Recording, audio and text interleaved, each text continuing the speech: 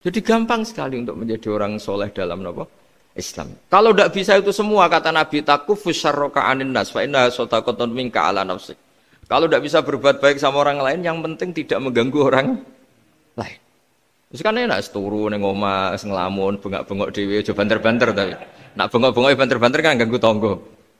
Itu asal tidak ganggu orang lain takufus syarroka anin nas. Kamu jangan sampai efek buruk kamu berakibat pada orang lain. Itu juga fa innaha shadaqatun minka ala nafsik. Itu ya bagian dari sedekah kamu. Jadi ibadah itu gampang sekali, mudah sekali. Karena agama ini yuridu wa bikumul yusra wala yuridu bikumul usra. Agama ini mudah bukan sulit. Warahmatullahi wabarakatuh. Bismillahirrahmanirrahim. Allahumma sholli wa sallim wa barik ala sayyidina Muhammadin wa ala alihi wa sahbihi asma'in nama ba'du. Yang sangat kita hormati bersama Direktur RSUD Rembang, Bapak Dr. Agus, jadi juga beberapa dokter spesialis, karyawan dan semuanya. Sebelumnya saya juga mengucapkan terima kasih atas pelayanan ibu kami. Beliau gerak di sini sampai 22 hari, bulan Syakban, sampai wafat juga di sini. Dan kami sebagai keluarga sangat terima kasih atas semua pelayanan dan pengabdian tenaga medis di sini.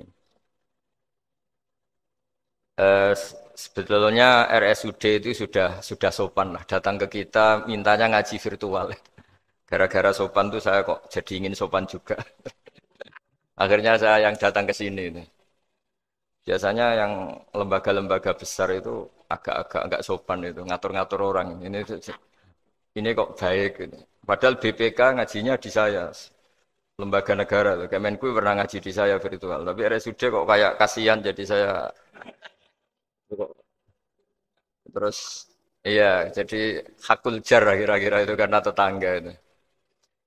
Tapi niat saya ya tidak baik-baik banget sambil jalan-jalan kok dekat jadi. Tapi begini ya, saya akan cerita versi kiai ya. Kalau versi medis Anda lebih tahu. Kalau versi kiai itu kematian itu dianggap hal yang sebetulnya ada versi kiai ya. Semua orang tahu lah pasti mati itu. Cuma inginnya mati itu kan macam-macam. Inginnya ya setelah kaya, terus setelah mapan, terus menangi anaknya mapan, cucunya mapan gitu. Terus itu pun sebetulnya ada siap mati juga. Tapi ya tetap mati gitu. Jadi saya punya cerita, saya akan cerita yang lucu-lucu ya supaya enggak tegang ya menghadapi kematian. Dulu itu kroni itu ya sudah ada. Jadi Nabi itu ya punya kroni, tidak hanya pejabat. Nabi itu punya kroni. Nabi Sulaiman itu bisa terbang. Ya mulai dulu manfaatkan angin. Jadi angin itu mulai dulu memang luar biasa. Dimanfaatkan orang sekarang mulai tenaga angin, pakai rem angin. Mulai dulu angin itu luar biasa.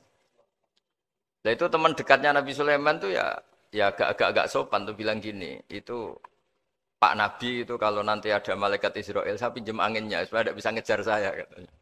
Jadi mulai dulu ndak hanya pejabat, Nabi pun ya punya teman yang agak-agak gimana itu.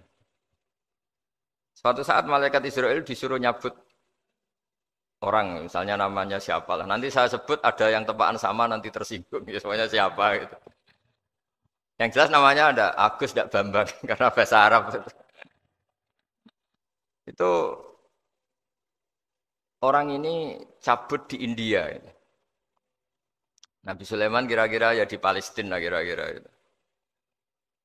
Si orang ini ternyata di dekat Nabi Sulaiman. Nah karena Nabi itu kan orang hebat lah, sehingga malaikat ya kadang silaturahim ke para nabi. Israel sendiri ya kadang-kadang silaturahim ke para nabi. Silaturahim yang paling enggak disukai ya silaturahimnya malaikat Israel. Datang ke Nabi Sulaiman, sebenarnya niatnya silaturahim. Ternyata ketemu orang itu. Kaget malaikatnya. Waduh ini gimana ini? Saya disuruh nyabut di India, kok orangnya di Palestina. Nabi Sulaiman kira-kira di kawasan Palestina, di wilayah yang katanya Israel itu. Karena Palestina kita tahu kan, menurut pemerintahan Israel itu wilayah Israel, menurut Palestina pemerintahan apa? Palestina. Tapi Indonesia alhamdulillah sampai sekarang itu nggak mau atau tidak punya hubungan diplomatik dengan apa? Israel. Sehingga kita harus mengistilahkan Palestina untuk warga Indonesia.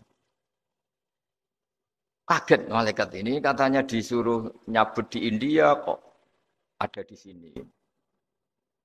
Nah si Kroni ini, si orang yang itu melihat malaikat Israel, entah kenapa kok dia bisa melihat itu. Mungkin punya kekuatan tertentu karena dekat Nabi. Waget dia. Malaikat melihat dia karena janggal ya, disuruh nyabut di India ke orangnya di Palestina. Si orang ini melihat malaikat juga takut. Malaikat itu punya hawa yang luar biasa.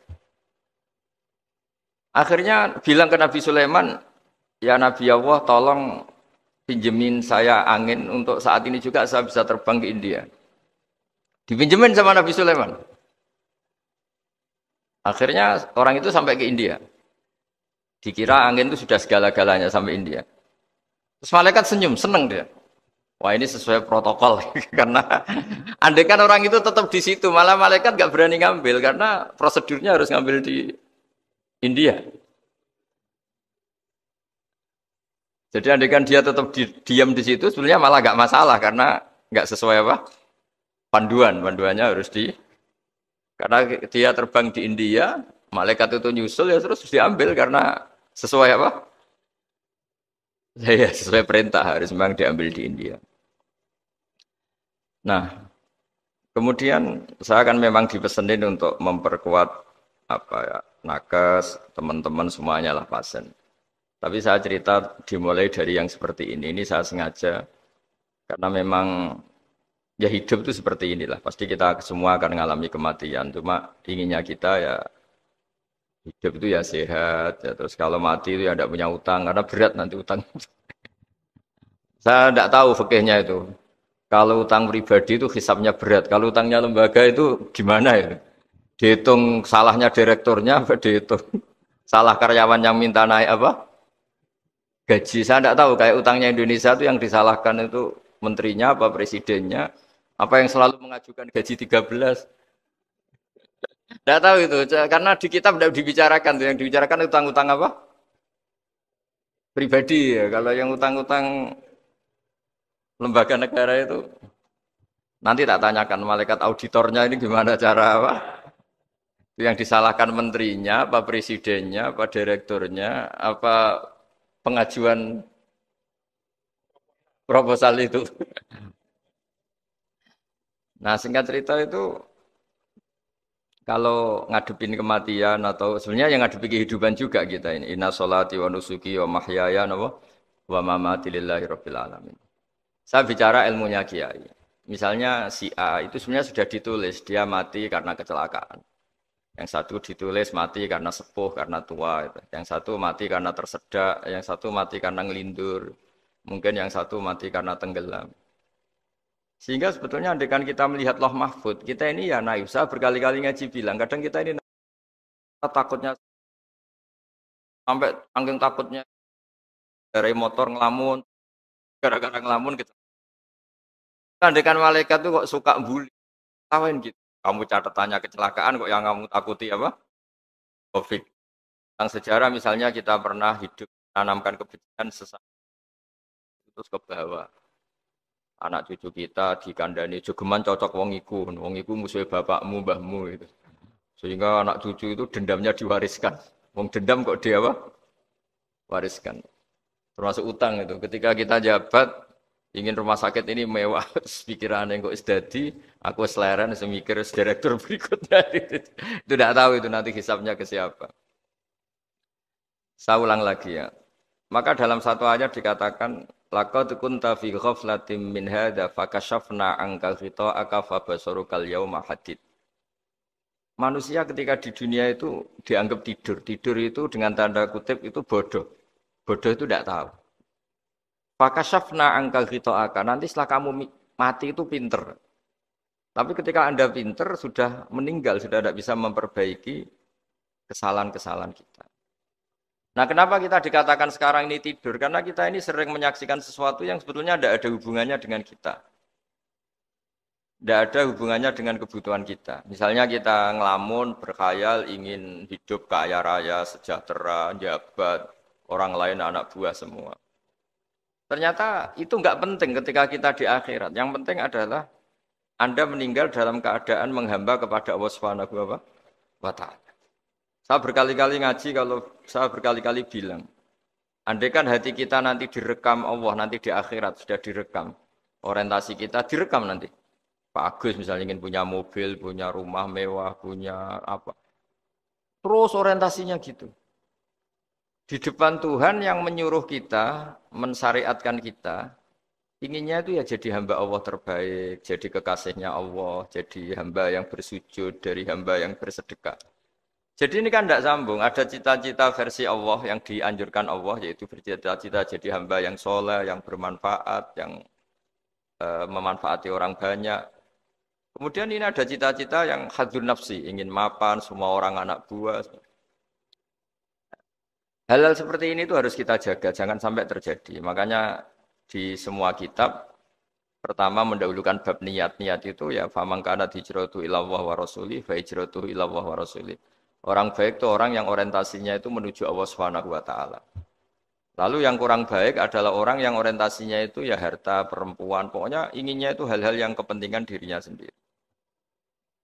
Nah lalu kenapa kita kadang tidak tahu? Ya tidak tahu itu karena tadi kita kalau tidak wiridan itu tidak punya efek samping kan. Tapi kalau kamu nggak punya uang kan terus lemes. Karena ngerti itu terus uang itu penting, wiridan tidak penting. Nah dari kesimpulan itu sebenarnya kita menjadi bodoh. Karena menjadi bodoh ketika Anda meninggal ternyata uang ini nggak penting, wiridan ini penting. Tapi tahu kita terlambat setelah kita meninggal. Nah di sini saya ingin mengingatkan apapun kondisi kita yang jelas itu ingat selalu kepada Allah Subhanahu wa Ta'ala.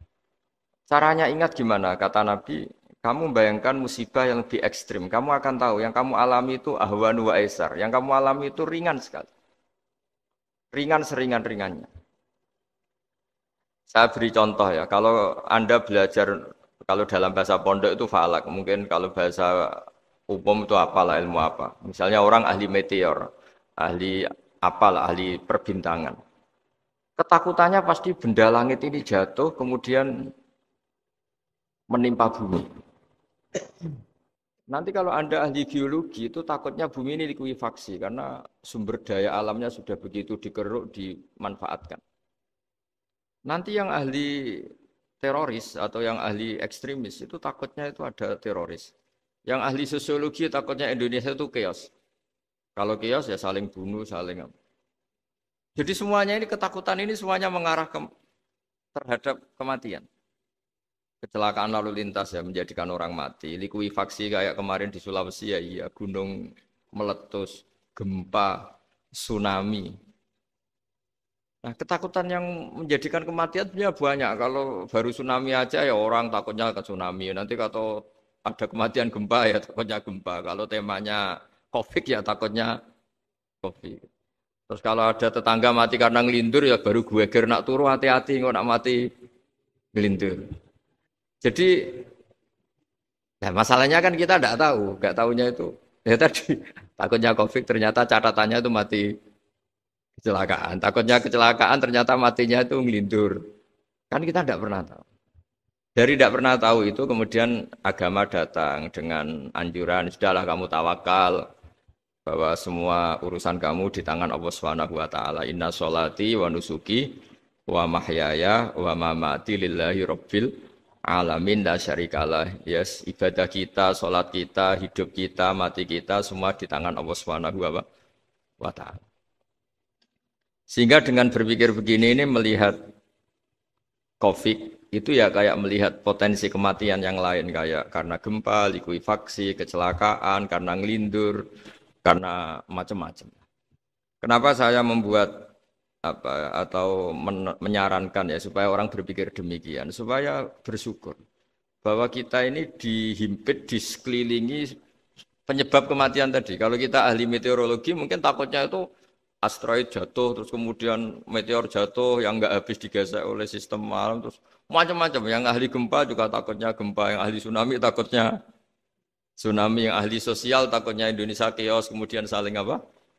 Bunuh, saling apa dan sebagainya dan sebagainya. Nah, dengan keadaan seperti ini kita ini baik sekali. Bukan sekedar baik, baik sekali. Kita tidak mengalami chaos sosial, kita tidak mengalami likuifaksi, kita tidak mengalami benturan benda langit di bumi kita. Karena itu sekali terjadi, bukan satu dua lagi, tapi habis seluruh Indonesia, mungkin seluruh dunia.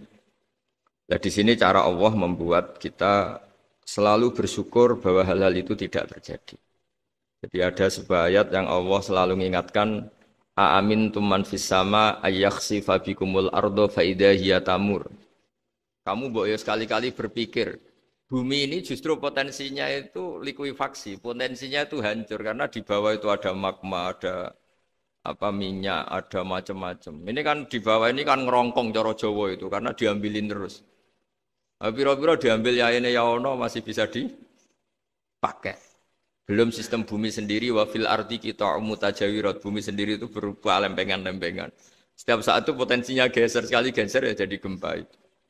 Terus belum benda langit yang potensinya juga jatuh. Sekali jatuh ya habis kita. Jadi yang kita ini dikepung sekian potensi yang bisa menghancurkan kita. Tapi nyatanya, mulai Nabi Adam sampai sekarang itu ada kehidupan, ada khayal. Sing Joko yang kepengen payu rabi. Mungkin sing wis payu rabi ya mbah kepengen mbah roh. Macam-macam lah. Tapi yang jelas itu wong dikepung kematian kok ya khayalnya masih tinggi gitu. Lah enggak pernah ngayal ya orang yang utang ditagih itu, gak kober ngayal. Soalnya wedine tanggal kredit itu.